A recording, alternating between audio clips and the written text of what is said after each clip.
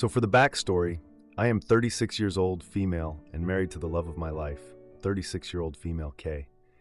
We met when we were 17. She was out and proud while I was still in the closet, so we didn't start dating until I came out at 21. We got married in 2019 and have an adopted 4-year-old son, Jack. This becomes relevant in a minute. My sister, 27-year-old female Sarah, has a long-term boyfriend, 28-year-old male Steve, who the family cannot stand. They've been together for 8 years, and the whole family has hated him from the first time we met him. He is rude, obnoxious, arrogant, and all in all, a crappy human being.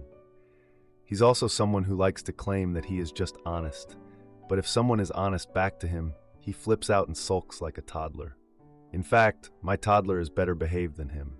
He isn't hurtful to Sarah and doesn't direct these comments towards her. He's actually a good partner to her and treats her well, which is his one redeeming quality. My dad and Kay hate him the most and will do anything to avoid him at family gatherings. Kay usually just ignores him and brushes off anything he says to her as she doesn't like conflict. However, there have been a few occasions when she has said something back, but it's usually said in a joking manner, which amuses my dad to no end. My mom is a peacekeeper and will do anything to avoid drama, so she just changes the topic whenever he starts. But she and my grandparents all hate him just as much as the rest of us. Sarah is the only one who obviously doesn't hate him.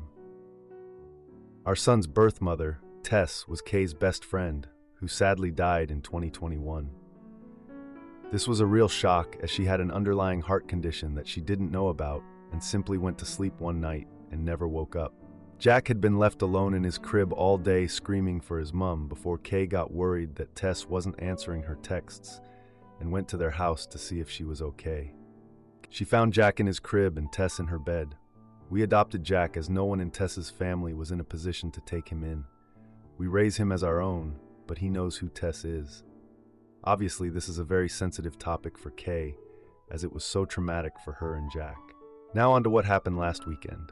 It was the anniversary of Tess's death on Saturday, so Kay, Jack, and I went to visit her grave. Kay is always quiet after going to see her, and this time of year is especially hard for her.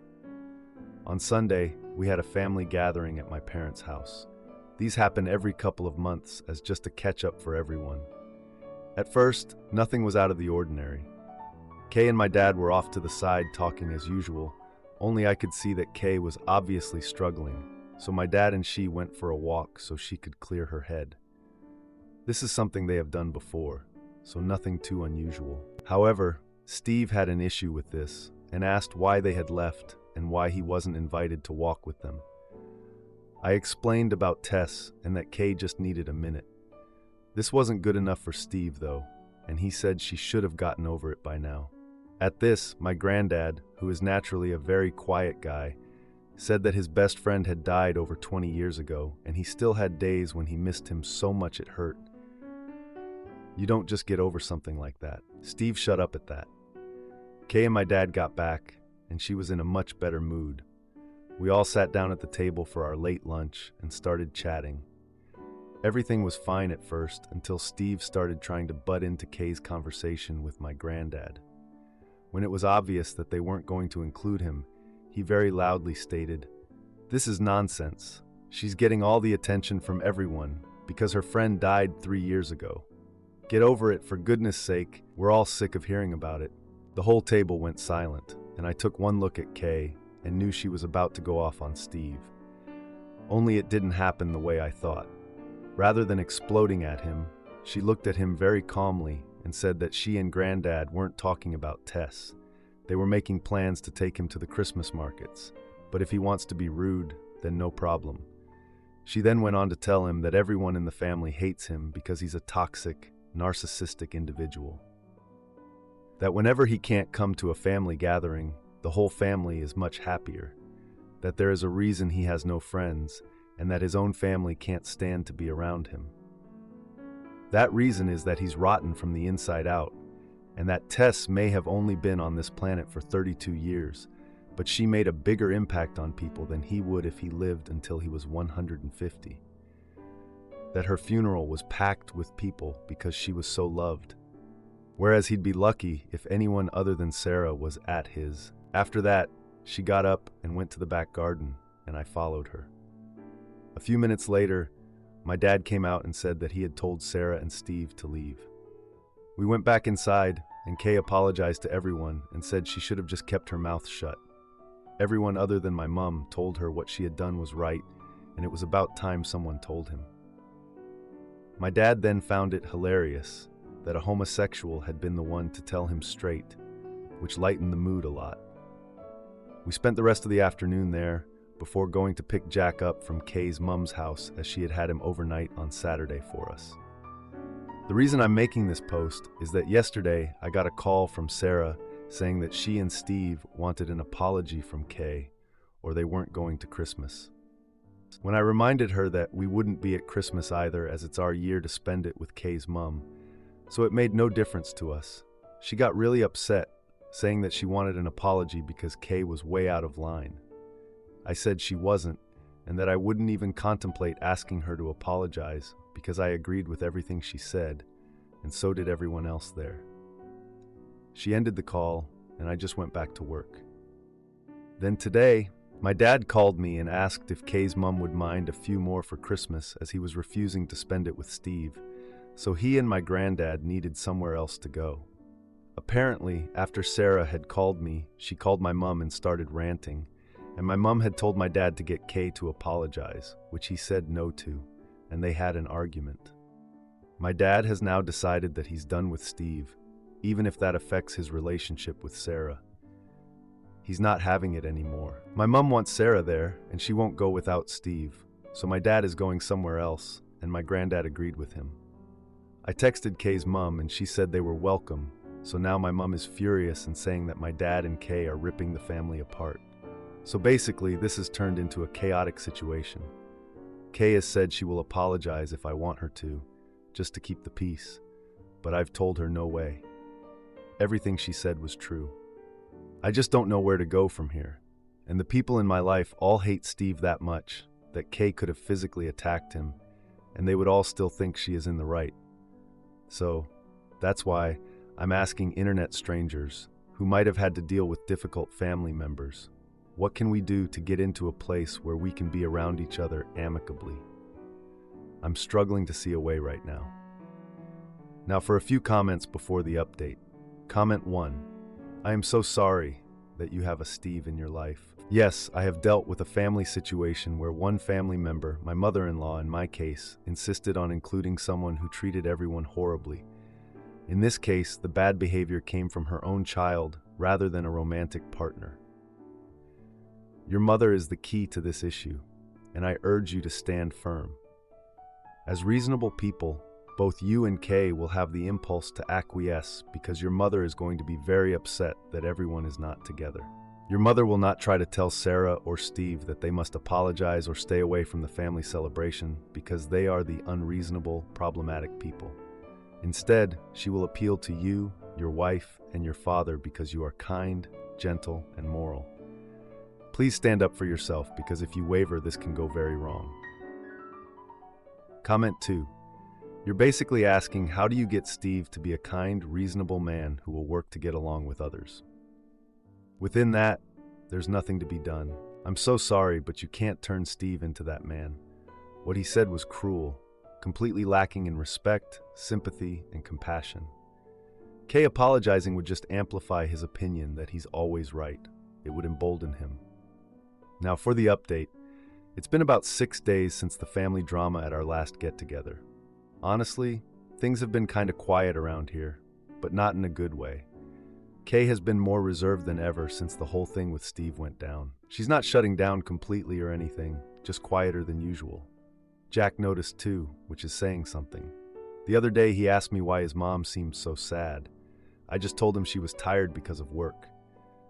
He seemed satisfied with that, but I know he's not dumb. He picks up on stuff. We got an invitation to Sarah's birthday party. It's happening this Saturday at a local bowling alley. When I first saw the invite, I was honestly surprised. Sarah and Steve have been kind of flaky lately, especially after the blow-up. I was half expecting her to just ghost us all. Then again, I guess it's a public place, so it's easier to pretend like nothing's wrong. Dad suggested we skip it. He said it's better to avoid Steve altogether. I was on board with that, to be honest. But Kay, bless her heart, insisted we go to support Sarah. She's been so stressed about everything, I think she just wanted to go out and have some fun. Even if it meant dealing with Steve, I just knew this wasn't going to end well. The night before the party, Kay was pacing around the living room. She told me she was anxious about seeing Steve. I reassured her that we'd handle anything that came up together. I told her not to worry, that we'd be there for Sarah and Jack, and that was it. So we get to the bowling alley, and the atmosphere was super awkward at first. I mean, what do you expect? Everyone was there, but no one really wanted to act like everything was fine. Then Steve showed up shortly after us, and of course he made a snide comment about Kay's bowling skills. I swear, this guy just can't keep his mouth shut. I told him to keep it to himself. Sarah rolled her eyes but didn't defend her boyfriend, which is kinda what I expected. Jack was excited to bowl and wanted his mom to play with him, so we tried to just focus on that. It was hard, but we managed to fake smiles at least. Halfway through the event, Steve made another rude remark about Kay. I just lost it. I called him out on his crap.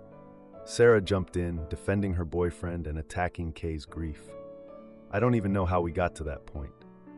A heated argument broke out between me and Sarah.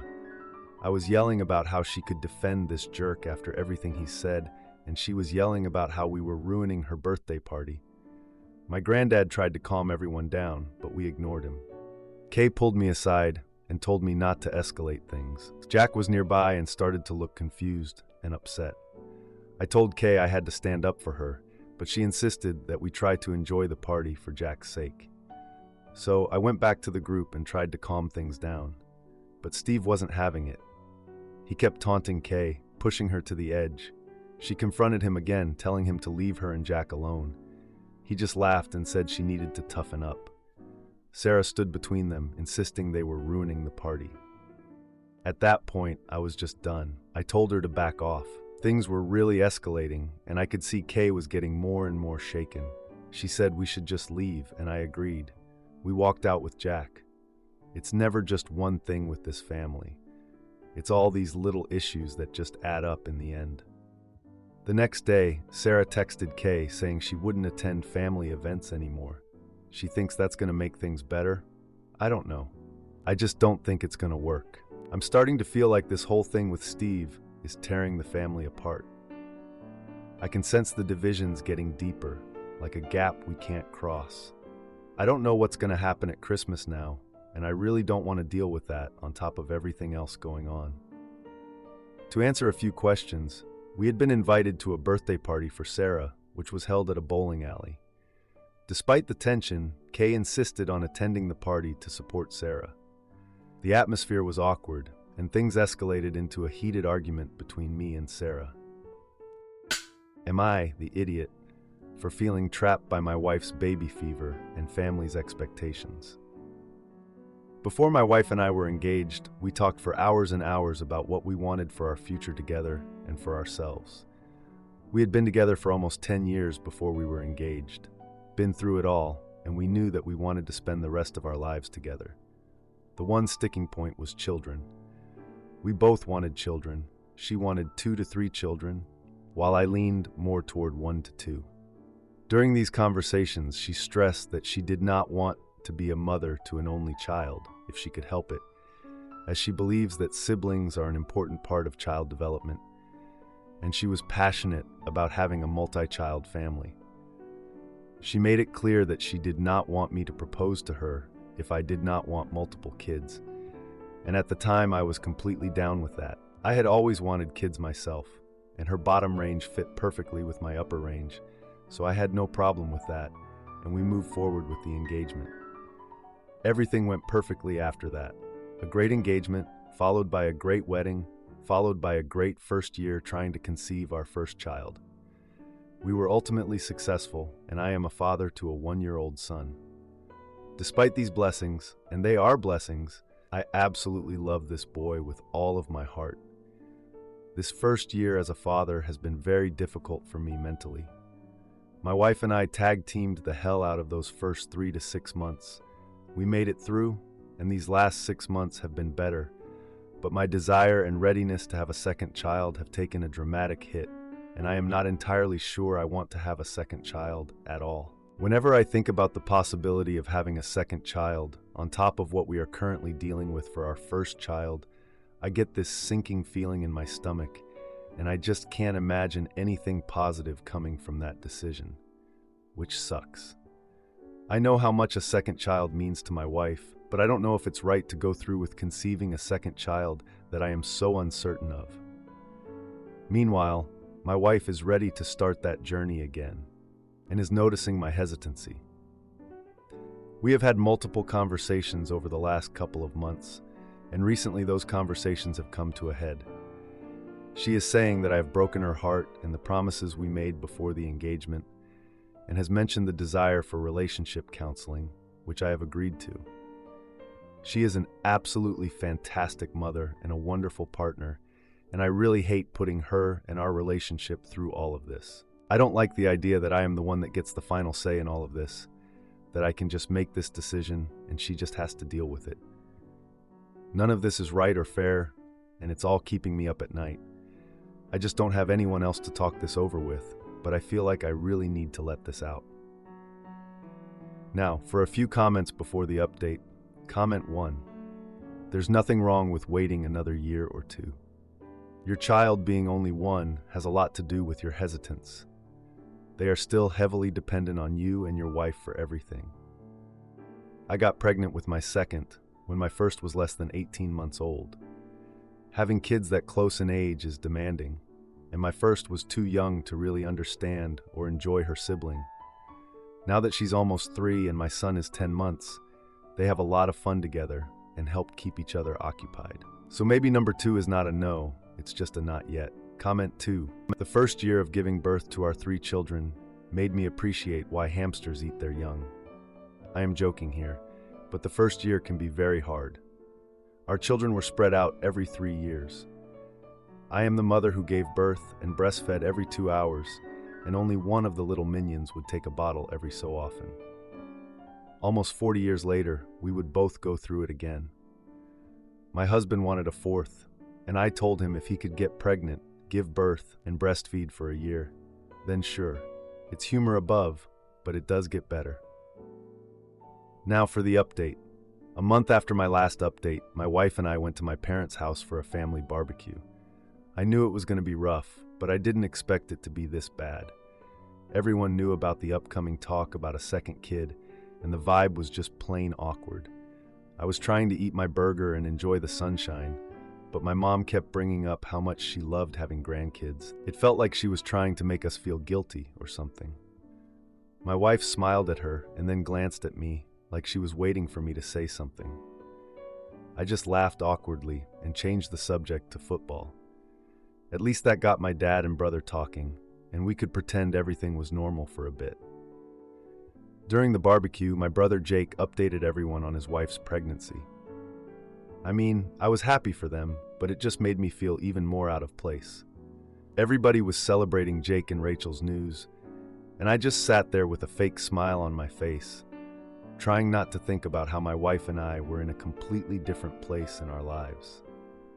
My wife noticed how I was feeling and pulled me aside later to express her frustration.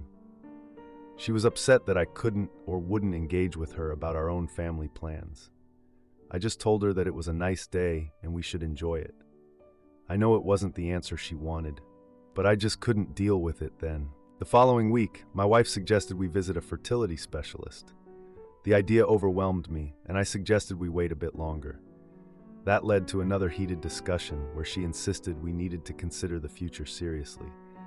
I was just so confused and torn in so many directions, so I didn't want to make any decisions right then. A few days later, I found myself at a park, just watching families with multiple kids. It was almost like I was in a daze. I was trying to figure out what I wanted but couldn't seem to get there. My wife must have noticed because she organized a dinner with friends who had 2 kids, thinking it would help spark a conversation about having more kids.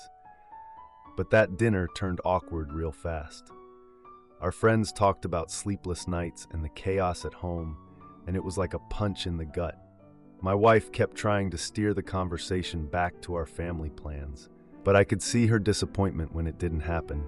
The following weekend, we went to a wedding, and guess what? The topic of kids came up again. A couple there shared how they were considering having a third kid, and I couldn't take it anymore. My wife confronted me later, saying she felt alone in the decision-making process, and we ended up in another argument.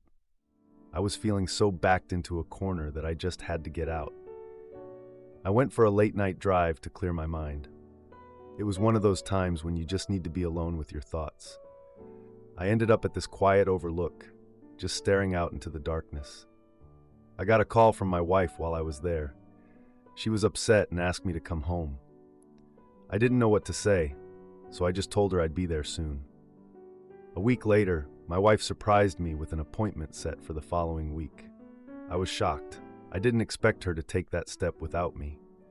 A few days later, my sister-in-law reached out to ask about our family plans. She said she was just curious, but I could tell she was fishing for info. The family dynamics started to shift.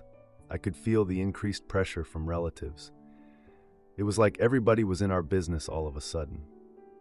At a family dinner, my mom suggested we adopt if we weren't ready for another biological kid. I saw my wife's face fall at the suggestion. It was like someone had just dropped a bomb in the middle of the table, and there was this awkward silence that followed. A few days later, I got an unexpected text from my wife asking for space. I didn't know what to think. A week passed, and I hadn't heard from her. I could feel the strain in our home. We were living in the same space, but not really connecting anymore. Finally, we sat down to talk. We both knew it was time. This conversation wasn't just going to be about having a second kid. We had some deeper issues to address, and they weren't going to go away just because we ignored them. My wife agreed that we had some things to work on, but she was still firm about wanting to expand our family. To answer a few questions, we had several discussions about my wife's desire for a second child.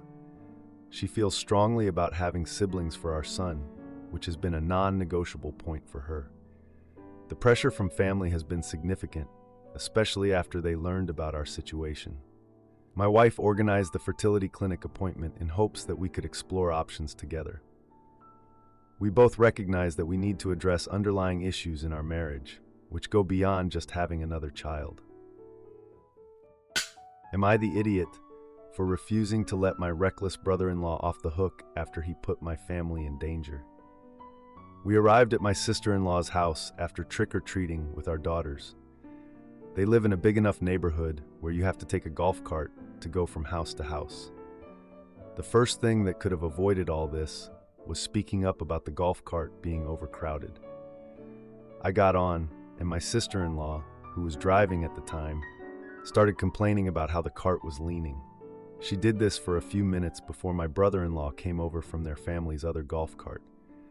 I offered to drive, but they ignored me. They heard me, made eye contact, everything. To help balance the cart, I stood on the side, hanging onto the roof. Everything was fine until the drive back. My wife was anxious about my brother-in-law's driving, and he wouldn't stop, no matter how much my wife, and her sister asked him to. My wife and I got off at one point because we thought he was going to hit something. He knew it wouldn't, but we had no idea since we are not familiar with their golf course. We got back on, and my wife started to panic more while holding our daughter. My brother-in-law then reached over, grabbed my shirt, and started pushing and pulling me to mess with her, causing me to fall off the cart. I landed, rolled over, looked back, and saw my wife fall off while holding our daughter. Thankfully, no one was seriously hurt, but at that moment, I had no idea, and I saw red. I'm a nurse, so I quickly assessed my wife, who was freaking out, and confirmed she had no major injuries. My sister-in-law had my daughter, and I took her, noticing bruising and scrapes on her head, arms, and legs. I told my wife we needed to get her to the hospital as soon as possible. We got back to the house, packed up, and left. On the way, my mother-in-law called and told us to come back, saying we didn't need to go to the hospital. I yelled at my wife to hang up as she was having a panic attack and blaming herself for what happened. Everything came back okay at the hospital, and we were discharged. The next day, my wife talked to her parents and told them things would need to be different, and we needed some time away until we felt ready. My brother-in-law showed up at our house unannounced the next day. He came in, said sorry, and told me I could say whatever I needed to him. I told him everyone who knows him knows this situation wouldn't be handled the same way if I had done this to his wife and daughter. He broke someone's jaw at a bachelor party last year for saying something about his daughter and was sued. He denied that and didn't have much else to say. Later that night, my wife's parents showed up. After a bit, they started telling us that because it's family, we have to get over it and shouldn't break up the family over this. I repeated what I'd said to my brother-in-law and added that I felt disrespected in general. My sister-in-law and brother-in-law have a lot of money, and my in-laws don't treat my wife and me with the same respect they give them. My mother-in-law has made comments about my job and income in front of family and friends, and my brother-in-law has threatened me physically before and constantly talks down about my job and intelligence. My father-in-law was the only one I hadn't had issues with, until that night. We went back and forth about how it was out of line for them to come into our house and defend my brother-in-law, but it went nowhere. I told them that if anyone else on the cart had fallen, they probably would have sued my brother-in-law, and my father-in-law lost it. He started yelling at my wife, as if it was her fault we mentioned a lawsuit. I told him to direct it at me, because that thought did cross my mind. I said the only thing my brother-in-law cares about is money, and I wanted him to hurt as much as I have. He could have ended the life of my wife and daughter, and no amount of money could bring them back. After a few more minutes, they left. I told them I'm not suing because of the issues it would cause in the family, but I also said my family is very unhappy with them for both the incident and their response. I haven't spoken to them since, and they haven't reached out to me directly to see how I'm doing. Our holidays are going to be different, but my mother-in-law is giving my wife a hard time about the new plans. We're not doing the usual traditions her mom insists on. My wife and I have talked about needing to meet with her sister and brother-in-law to address this, but we don't know how to go about it. My wife hasn't left the house since, because she doesn't want people to notice her or our daughter's wounds.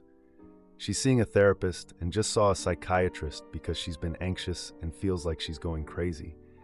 I've told her that no one is blaming her, and she did nothing wrong. Now for an update. As the title says, we're being expected to get over what happened so my mother-in-law can have a normal holiday season. Now for a few comments before the update. Comment 1. Stuff not causing more drama. I usually think Reddit is a bit too trigger-happy with the go no contact advice, but I think you should go no contact with all of them. You are underreacting here. You were underreacting when he threatened you, and you continued to be around him, and you're underreacting now. I also suspect your wife's mental health would improve drastically if she didn't have these people in her ear telling her she's being unreasonable, when actually her reaction is totally normal. Comment 2. Your brother-in-law is a bully and a jerk. Me? I wouldn't be around him, or my mother-in-law, or the rest. Have your own holiday, and let the price of admission to be in your lives be that they behave respectfully and apologize. There's no way not to make a deal for the holidays without just sweeping it under the rug and sucking it up. They could have seriously injured you, your wife, and your child. Forget them and their perfect holiday. Now, for the update. A few days after the hospital trip, my wife and I came back home. It felt unreal, like we were just going through the motions. We were relieved that everyone was mostly okay, but honestly, there was a lot we needed to talk about. My wife was really quiet, and I could tell she was still upset by the whole thing. I was too, but we had to keep it together for our daughter. The fall had really affected my wife. She was super embarrassed about it, and after it happened, she avoided all the family gatherings. My in-laws had a big family get-together coming up, and she didn't even want to go. I can't blame her though. All the attention on her after that was probably too much. We talked about how to handle my brother and sister-in-law. My wife suggested we just ignore it and move on. That's her way of doing things. Just pretend it didn't happen. But I felt like ignoring it would only make things worse later. We decided to go to a neighborhood Halloween party to try and keep things normal for our daughter. It was a decent distraction, but it didn't take long for things to get awkward. At the party, we ran into my brother-in-law. He acted like nothing had happened, joking about the whole accident. I could feel myself getting really mad, and his casual attitude just made me more irritated. I confronted him about driving like a maniac. He just shrugged it off, saying it was all in good fun. I told him it wasn't fun for everyone. My wife pulled me aside and asked me to drop it for the sake of peace. I understood where she was coming from, but it was getting hard to keep quiet. We got home from the party, and there was a lot we weren't saying. I decided to reach out to my sister-in-law directly. I figured if anyone needed to know how serious this was, it was her. I sent her a text asking to talk about what happened. She replied, saying we could meet at a local diner the next day. I wasn't looking forward to it, but I knew I had to do something. When we met up, she downplayed the whole thing. To her, it was just an accident, and everyone was overreacting. I explained the risks involved and how it had affected my family, but she just rolled her eyes. She told me I needed to chill out. Frustrated, I stood up and left the diner early. My wife suggested we take a break from family events for a bit. We decided to skip the upcoming Thanksgiving dinner. I knew it would upset some people, but we needed time to sort things out. My father-in-law called, trying to pressure us into attending. He insisted that family should come together for the holidays, but I told him we needed time to heal from the incident. He accused me of causing a rift in the family, which really got to me. I wasn't trying to cause trouble, but it felt like no one was taking this seriously. I told him we weren't going to Thanksgiving, and that was final. Unfortunately, my in-laws didn't take no for an answer. They showed up unannounced on Thanksgiving Day, of course. They knocked on the door, bringing a full holiday meal with them. I wasn't ready for a family gathering, but my father-in-law didn't care. When I opened the door, he shouted about how we were disrespecting family traditions. I calmly explained that we needed space to sort things out, but he wasn't having it. He left, slamming the door behind him in anger. I didn't feel bad about it, but it was just another thing to deal with. Days later, an unexpected package arrived at our doorstep. It was a letter from my brother-in-law, apologizing again. He included photos of our daughter at the Halloween party, trying to make things better. I could tell he meant well, but it wasn't enough. I decided to send a response, expressing the need for accountability.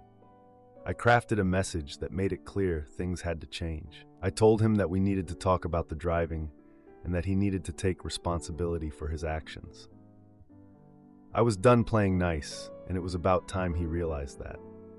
If he wanted to be a part of our lives, he needed to step up. I'm still processing everything that's been happening, and I can feel it all swirling around in my head. Like, I know we can't just ignore the issues, but it's tough when everyone around us is acting like nothing's wrong. My wife is still hurting, and I just want to protect her and our kid from all this drama. I'm trying to keep my cool, but it's hard. I feel like if we don't address these things, it'll just blow up in our faces later. I'm just really tired, you know?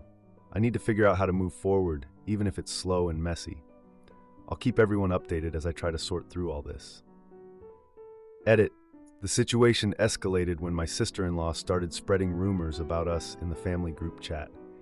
She accused us of being entitled and ungrateful. This led to a lot of family members reaching out to us, which only added to our stress. We clarified what really happened, but it felt like a losing battle.